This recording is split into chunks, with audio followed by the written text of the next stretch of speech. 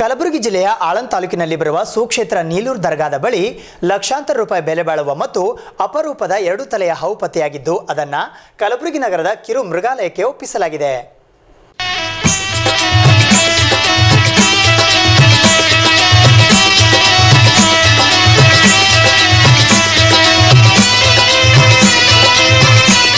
ಬಲು ಅಪರೂಪದ ಹಾಗೂ ಲಕ್ಷಾಂತರ ರೂಪಾಯಿ ಬೆಲೆ ಬಾಳುವ 2 ಮುಖದ ಹಾವೊಂದು ಆಳಂದ ತಾಲೂಕಿನ ನೀಲೂರು ದರ್ಗಾ ಬಳಿ ಪತ್ತೆಯಾಗಿದೆ. ಅದನ್ನು ಸುರಕ್ಷಿತವಾಗಿ ಹಿಡಿದು ಮೃಗಾಲಯಕ್ಕೆ ಬಿಡಲಾಗಿದೆ. ಈ 2 ತಲೆಯ ಹಾವನ್ನು ನೋಡಿದ ಗ್ರಾಮಸ್ಥರು ಕೂಡಲೇ ಉರಗ ತಜ್ಞ ರವಿಕುಮಾರ್ ಅವರಿಗೆ ಮಾಹಿತಿ ನೀಡಿದರು.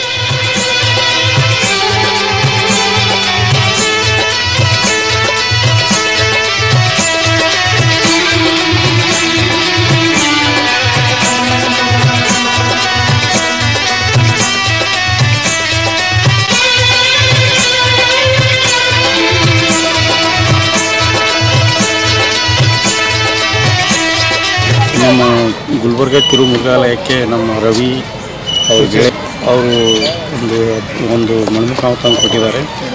2 ತಲೆ ಹಾವು ಇದೆ.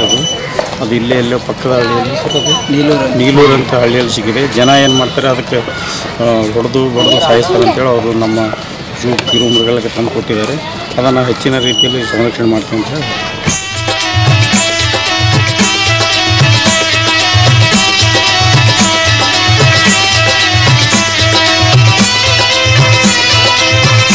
ಸ್ಥಳಕ್ಕೆ ಆಗಮಿಸಿದ ರವಿಕುಮಾರ್ ಈ ಹಾವನ್ನು ಸುರಕ್ಷಿತವಾಗಿ ಹಿಡಿದು ಕಲಬುರಗಿಯ ಕಿರು ಮೃಗಾಲಯಕ್ಕೆ ಒಪ್ಪಿಸಿದ್ದಾರೆ. ಇನ್ನು ಈ ರೀತಿಯ ದ್ವಿಮುಖದ ಹಾವುಗಳನ್ನ ವಾಮಾಚಾರಕ್ಕೆ ಬಳಸಲಾಗುತ್ತದೆ. ಅದಕ್ಕಾಗಿ ಈ ಹಾವುಗಳಿಗೆ ಭಾರಿ ಬೇಡಿಕೆ ಇದೆ. ಲಕ್ಷಾಂತರ ರೂಪಾಯಿ ಹಣ ವ್ಯಯಿಸಿ ಇಂತಹ ಹಾವುಗಳನ್ನು ಖರೀದಿಸಲಾಗುತ್ತದೆ ಎಂದು ಇದೇ ವೇಳೆ ಸ್ನೇಕ್ ಮಾಸ್ಟರ್ ರವಿ ತಿಳಿಸಿದರು. ನೀಲೂರಿಂದ ಕಾಲ್ ಬಂತಂದು ಯಾವಾಗೂ ಹಾವು ಹಿಡಿತೀನಿ. ನೀಲೂರಿಂದ ಕಾಲ್ ಬಂತಂದು ಹಾವು ಬಂದು ಅಂತ ಹೇಳಿ ಕೃಷ್ಣ ನಾ ಯಾವಾಗ ಭೀ ಕಾಮನಾಗ ಅವು ಇವು ಹಾವುಗಳು ಇರ್ತಾವೆ ಅಂತೇಳಿ ನಾವು ಹೋಗಿದ್ದೇವೆ. ಹೋಗತ್ತ ನೋಡಿದ್ರೆ ನೀಲೂರಲ್ಲಿ 2 ತಲೆ ಹಾವು ಇತ್ತು. 2 ತಲೆ ಹಾವು ನೋಡಿ ಪೂರಾ ನೀಲೂರಲ್ಲಿ ಪಬ್ಲಿಕ್ ಭಾಳ ಇದು ಆಗಿತ್ತು. ಅದೊಂದು 2 ತಲೆ ಅಣ್ಣ ಭಯಭೀತರಾಗಿದ್ದರು.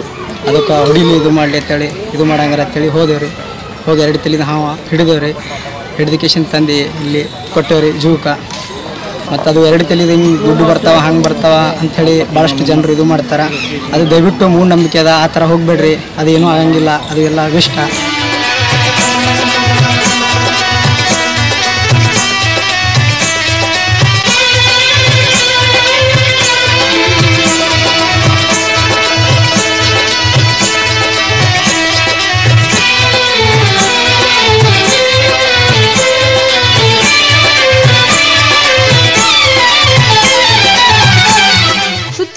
ಪ್ರದೇಶಗಳಲ್ಲಿ ಎಲ್ಲೇ ಹಾವುಗಳು ಕಾಣಿಸಿಕೊಂಡರೆ ಕೂಡಲೇ ಆ ಸ್ಥಳಕ್ಕೆ ಆಗಮಿಸುವ ರವಿ ಹಾವುಗಳನ್ನು ಸುರಕ್ಷಿತವಾಗಿ ರಕ್ಷಿಸಿ ಅರಣ್ಯ ಇಲಾಖೆಗೆ ಒಪ್ಪಿಸುವ ಕಾರ್ಯ ಮಾಡುತ್ತಿದ್ದಾರೆ. ಇದುವರೆಗೂ ನಾಗರಹಾವು, ವೈಪರ್, ಹೆಬ್ಬಾವು ಸೇರಿದಂತೆ ಹಲವಾರು ತಳಿಯ 5,000ಕ್ಕೂ ಹೆಚ್ಚು ಹಾವುಗಳನ್ನು ಯಶಸ್ವಿಯಾಗಿ ಹಿಡಿದಿರುವ ರವಿ ಅನುಭವ ಉಳ್ಳವರಾಗಿದ್ದಾರೆ.